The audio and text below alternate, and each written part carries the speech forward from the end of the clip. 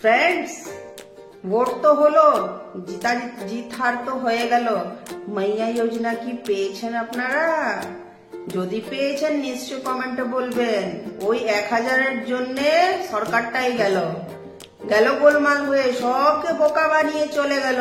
ছাড়ুন, মাইয়া যোজনা আসতে দাও, আসুক না আসুক কোনো আসে যায় না।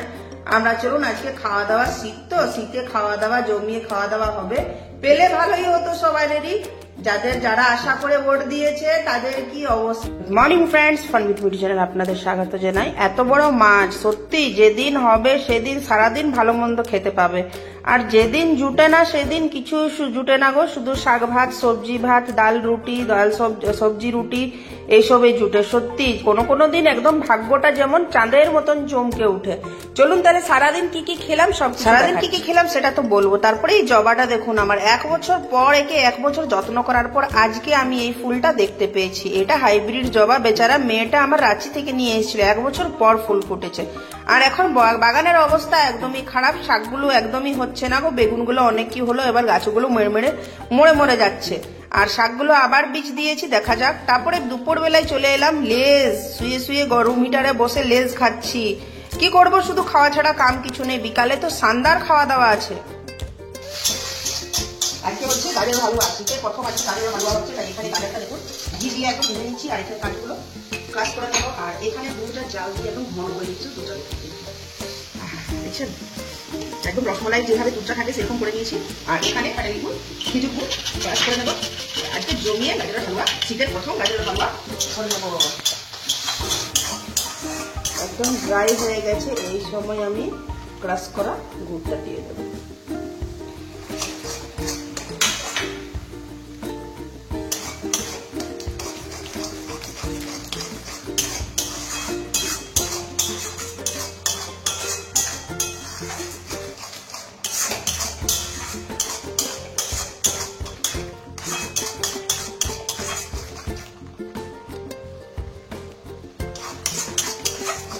ড্রাই হয়ে গেছে, এর মধ্যে এবার আমি দিয়ে দেবো কাজু ক্রাশ করা, দিয়ে দেবো কিশমিশ।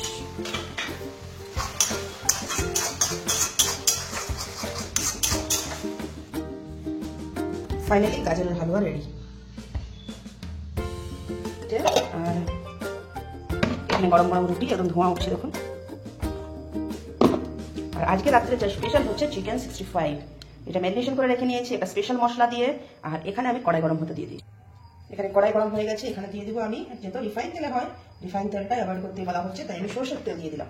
আর এখানে তেল গরম হতে দাও, একদম ধোঁয়া উঠছে তেলের মধ্যে। এবার পকোড়াগুলো একটা একটা করে ছেড়ে দিই। কালারটা দেখুন। আর এখন তেলটা হাত দিয়ে করে দিলাম।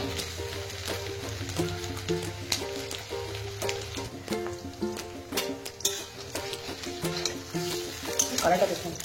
চিকেন 65 যেভাবে দোকানের মধ্যে লাল লাল চিকেনগুলো টানা থাকে, কেমন দেখতে লাগে, সেই মশলাটা দিয়েই আজকে চিকেন 65 করছি। এবার ফ্লেমটা হাই করে দিলাম, এখন থেকে পাল্টে দিলাম ভালো করে, 4-5টা মিনিট হয়ে যাবে। পকোড়া আমার রেডি হয়ে গেছে, এবার আমি তুলে নেব। গরমে পকোড়া, ঠান্ডার দিনে এই পকোড়া খেতে দারুণ লাগে। আর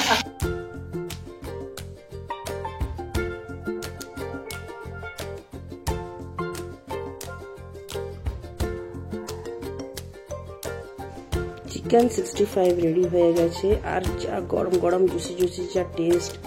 কেন আমার ভিডিওটা আপনারা পছন্দ করছেন না? প্লিজ প্লিজ প্লিজ শেয়ার করুন, সাবস্ক্রাইব করুন, সাপোর্ট করুন।